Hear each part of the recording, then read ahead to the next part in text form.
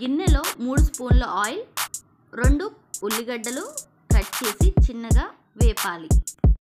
మీకు టేస్ట్కి తగ్గట్టు సాల్ట్ వేసుకోండి. గోల్డిష్ కలర్ వచ్చేంత వరకు ఆనియన్స్ వేపుకోవాలి. కడిగి పెట్టుకున్న చికెన్ని ఇందులో వేయాలి. 2-3 నిమిషాల వరకు ఉడికించుకోవాలి. మంటని లో టు మీడియం ఫ్లేమ్లో ఉండనివ్వాలి. అందులో 2-3 టేబుల్ స్పూన్ల కారం వేయాలి.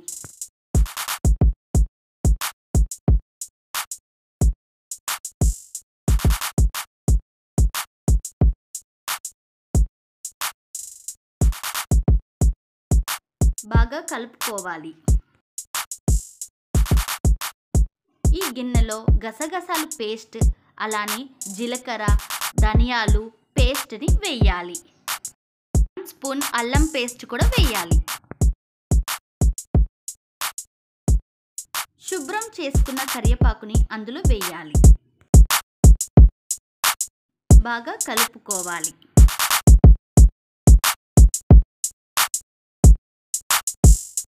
చికెన్ కూర దగ్గరకైన తర్వాత ఒక చిన్న టీ గ్లాస్ వాటర్ వేయాలి. ఎంతో టేస్టీ అయిన chicken curry ready. Please subscribe my channel.